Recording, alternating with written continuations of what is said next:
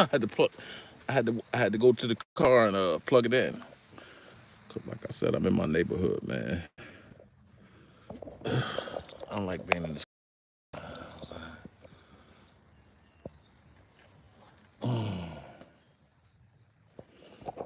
Like I want to. Come on.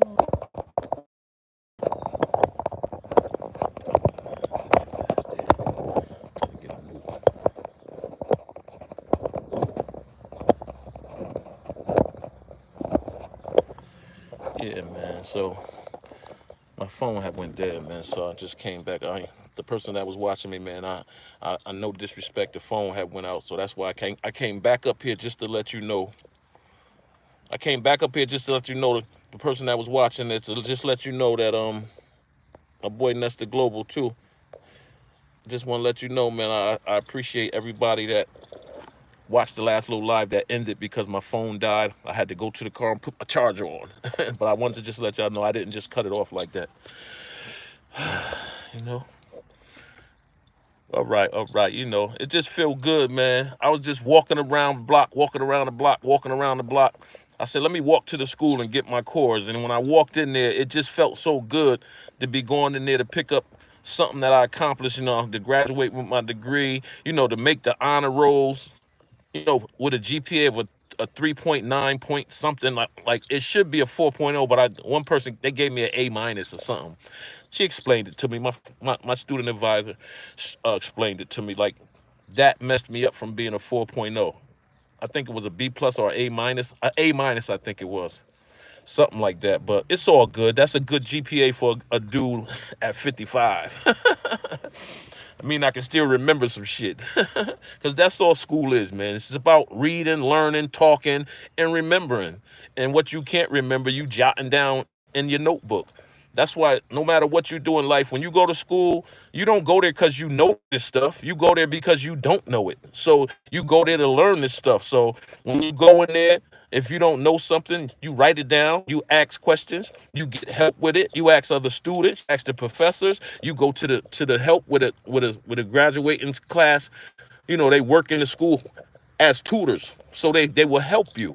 Like, I don't know what the fear is of men, like going to school, going to college, what I'm saying, going back to school and getting their degree. Even if you have to get your high school diploma first, get that high school diploma and then go down there and get that free grant money to go to school and get your associate's degree, or get a technical degree or whatever. If you like to work on cars, you can do that at the school. They pay for it, and then you'll have your degree in engine repair. Like, you don't have to go for 2 years. You can go for something. If you're a hands-on person, you can go for hands-on things, fixing cars, you know, repairing computers, whatever you like to do.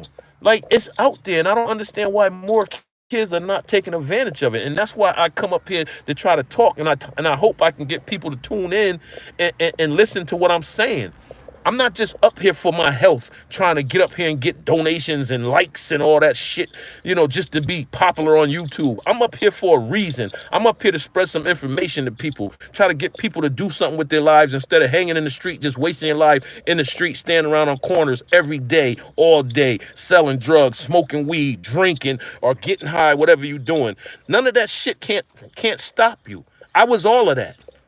And look at me now. Like, it's never too late, bro. It's never too late to do something different, to do something positive. Before you leave this earth, don't you want to leave behind a legacy of your children knowing that my father or my mother, what I'm saying, they had a rough life in the beginning, but they turned it around and they did this or they did that. I learned that the streets take away from us. They don't gain us anything. They might gain us some temporary stuff, some materialism, like cars and jewelry and clothes and girls and nice place to live. It might do that for us. Some people might even end up investing and getting money doing it. But sooner or later, you're gonna get caught up some kind of way. I don't know too many people that said I was a successful drug dealer and now I do this and I do that.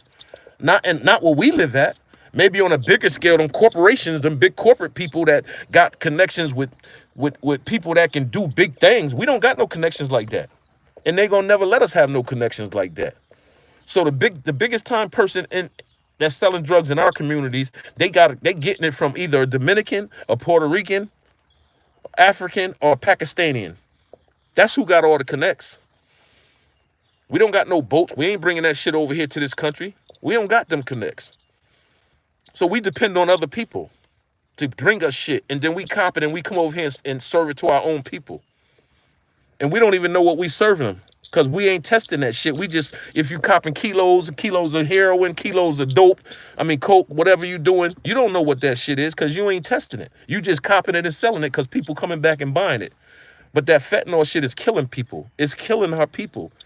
And people are still doing it because they just see the money. They don't see the lives that is killing. They don't see the lives it's taking and all the families that are hurt behind. If you don't think you're gonna pay for blood money, then something wrong with you. Believe me.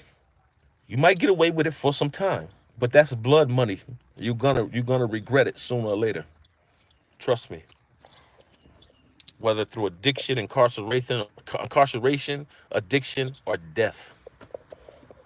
That's all that comes out of this shit, out of the streets. That's all. That's it. And I'm glad I woke up and was able to see that. You know what I'm saying? But like I said, I know I'm not gonna get all the likes and all the views and all the subscribers and all that stuff because I ain't talking street shit. I'm not talking negative shit. I'm not talking about motherfuckers shooting each other. I'm not talking about people in the hip hop world battling with each other or talking about their personal business and all this type of stuff. People making all this content on speculation, you know what I'm saying, on guessing, on assuming, and they get these titles and then they put this content up here and people excited, they want to see it. What's going on in Jay-Z's life? What's going on in Young Thug's life? What's going on in Mary J. Blige's life? You know what I'm saying? But they never talk about what's going on in their life. You have to watch people like that don't talk about themselves, but they can talk about everybody else. And we get so addicted to that shit. You know why? Nosy as hell. We always talk about females are nosy. Brothers are some of the nosiest motherfuckers in the world and gossip worse than females. Believe me. Females gossip too, but don't get it twisted. Brothers gossip too. And people sit back on their internets and they just suck all this shit up. And then they swear they know what they talking about when they go out and argue with their friends about it. Oh no, such and such thing ain't getting money. He only worth 100,000. They argue their whole office at work about it, and they taking a word of somebody that's just assuming, or read or something they read on the internet. Nobody don't know what them people are worth because you don't know what them people personal bank accounts look like. You know what I'm saying? So it's all gossip, man, and we stuck on it. I say we because I don't want to act like I'm better than people because like I said, I lived that life for so long. I was stuck like that for so long. You know what I'm saying? And I ain't knocking it. I'm just saying it's a better way. That's not the way to exploit your people and to be stuck on other people's business, people that you don't even know. You don't even know these people, and you worrying about what's going on in their lives so you can gossip about it to somebody else. What's going on in your own damn life? Gossip about that. You know, tell people about what's going on in your life. Stop worrying about what's going on in people's lives that you don't know. Because it ain't gonna work. And I figured that out.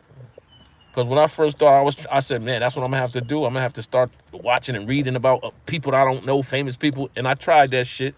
And I used to get like 50, 60 views. And then I woke up and said, you know what? That's not me. I'm not doing that. And I changed it around. I said, what can I do positive? And that's when I say, you know what? Help my damn community. Start talking about that. And that's what I did. And that's when I said, J-HUD, save our youth. And that's what I'm talking about. And that's why I'm showing what I'm doing. Going to school, graduating with honors. And see, it's good to know both. It's good to have book smarts and it's good to have street knowledge and be credible in the streets because you can walk around and you can talk and you can get information that the regular motherfucker can't get. See, I could walk up on a Crip nigga or a blood nigga and they'd be like, what's up, Unc? Because, see, I'm not here to tell people what to do. I'm just giving my opinion and suggestions to people that might want to change. But I'm not out here trying to change people that don't want to change. So don't get it twisted. Don't get it messed up. You know what I'm saying? Because I'm not that guy. I'm not out here to try to tell somebody that don't want to be helped what to do. If they want to change, that's up to them. And if they do, they know my message. And like I said, I could walk up on any nigga right here that's live lit in the town and I can talk to him, young or old. You know why? Because I'm from here. And I've been out here so long. But see, I'm just not with the bullshit no more. And they understand that and they still respect it because I got that street cred and that respect that I can get. If y'all ever see me on lives, everywhere I go walking around, I'm not in no downtown areas. I'm not in no restaurant cafes. I'm in the streets in neighborhoods in the hood, on avenues, on blocks where it's lit at. Just like the other live I was doing, motherfuckers asking me, do I got shit? Yo, you working? You working, Unc? Because they know me for that. And they haven't seen me in a while, so they figure I'm out there. Bro, I'm not doing that. Had to tell them to get away from my car. Get away from here with that. Don't run up on me with that bull. I don't do that. And they lucky none of my nephews was around because they would have checked them. Say, don't be running up on my uncle like that. Yo, but he don't do that. But it was all good. It ain't no bad thing. Just like where I'm at now. I'm in the hood, in the Ville. The school is right down the street from the Ville, New Hallville. Everybody know about New Hallville if you know about New Haven. Everybody know about Congress Avenue. Everybody know about Dixwell Avenue. Everybody know all these avenues and all these places that was lit back when I was coming up. And I don't say that to say I'm special or nothing. It's just this my environment. This is where I'm from. I'm not from nowhere else. I'm from poor. We had to share clothes and go to school. We didn't have furniture in our house, and we didn't let people in because we was embarrassed about it. Well, we slept on mattresses on the floor. But my mother was never a drug addict or nothing. She dropped out of school in the 8th grade and worked very hard to take care of 3 boys with no education, coming from down south to New York to New Haven. And I respect her because she got a job at the VA hospital working in dietary, and she worked there 42 years. Never drunk, never smoked weed, never messed with no narcotics.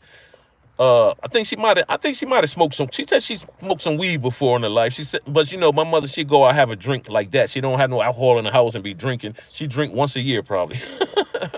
You know, that's just how my mother was. And I used to watch my mother, and I used to like, this woman works hard. Even though we don't got nothing, she makes sure she worked to pay the rent and all the light bill, gas bill, get us some food, and have us a few things to wear to school. And I respected that. And I understood that. And I wasn't mad at my mother because we didn't have a lot. And we might have had to move a few times. You know, when you getting ready to get evicted, you got to try to find another apartment before the time comes. So you got to get up extra money. So we did that a lot too. So I respected my mother because she did her best, man. And she stayed at the same job for 42 years. So that work ethic that she had, I liked it. And I said, I'm gonna do that. I'm gonna have a work ethic like that. And I did. I worked, but I just loved the streets too. That's what it was. I knew that fast money, I could get fast money too. And that's what I did. And like I said, I did pretty well. I did good. I had a all right time doing it, but it was blood money. And I paid the price. I helped my mother buy a home and everything. New cars, trucks, all this type of shit. Anybody from around here tell you. They know the story about me. They used to call me Pete Oper in the street. I used to be selling that dog food all over, up top New York, back down, and you know, and that lifestyle, I was addicted to it for a long time, and I also got addicted to it for a long time. You know what I'm saying? So, and did a lot of time too. And I'm gonna say, jail might have preserved me a little bit, might have helped my mind. So because I could have been a full-fledged just dope fiend out here, just running around doing anything, robbing niggas, selling drugs, hustling, just not caring about life. Because a lot of my homeboys are like that now. They out here just fucked up. And when I see them, I look out for them. I ain't gonna lie. I give them a couple dollars, buy them something to eat. I'm not gonna buy them no drugs. And I tell them, you got to do that on your own. You know how they come to you with that? I'm sick. I ain't got no money, and I ain't gonna see them fucked up like that at that time. So I give them some money. But I also give them a little. I ain't gonna give them no real long speech. I just say, bro, you need to get it together. Because when I was out there, I didn't want to hear that shit either. So you can't preach to people that don't want to be preached to, that don't want to hear it. Now, if somebody come to me and say, bro, I need some help, I need to change this shit, then I can help that person. But you have to want to help yourself. I can't help a person that don't want to help themselves. You know, I stay by myself. Y'all know my situation. My wife is incarcerated for some accident shit that happened with her daughter, but she wasn't with me when it happened. We was separated at the time. But I'm such a good motherfucker that I had got her out on bond, on a big bond. Stayed home 2 years, and then she copped out for. She said she just wanted to take responsibility for what happened. You know, she fell asleep, left some medicine out, and her daughter ended up drinking the juice with the medicine in it. You know, and she had to pay. She said she just wanted to pay for that because her daughter could have died. She was in a coma and everything. So I said, okay, I'll hold you down. And you know, me and her start building and talking, and things are seeming a little different. You know, I'm a supporter all the way. You know, because she's not a bad person. And this is what happened to people like us in the inner cities when we don't have uh, uh, people that's going to connect with us when we get into that court system. A black person standing in front of that judge and jury, we guilty automatically. Ain't no trying to help. Ain't no trying to see if this was an accident. Ain't no trying to see if it happened by mistake. It's just you did it. You guilty. You did it on purpose. We offering you this. Lawyer and everything. It don't matter. It don't matter. It's all up to the judge and that jury if you go to trial. It's their opinion of you. That's it. And they felt like who would give their child some medicine on purpose that can fucking kill them? Who would do that? She loved her daughter. Like, that's all she talks about. That's all she does every day. It's about her daughter. Her daughter was only 9 years old. See, her daughter was grown. That's what it was. Because your daughter shouldn't be touching nothing that's not hers. If it's a grown person's drink, she shouldn't be touching. It could have been alcohol. It could have been anything. But see, when these mothers come out here and treat their kids like they're friends and let them do what they want, and I'm gonna elaborate on that when I say do what they want. You let these kids at 9, 10 years old tell you what they're gonna do and what they're not gonna do. And the mothers be, huh? And they be all right with that. You got these kids that go in their mother pocketbooks, search through their mother pocketbooks, take their mother cell phones, look all through it, look at, look at pictures, look at the videos, and be looking all that. That's a no-no. You don't let your kids, you have to make boundaries with your kids. You can't let your kids keep their TV on all night, watching TV and movies and on the internet until 3, 4 o'clock in the morning. They got to be to school at 8. Where's the parenting in that at?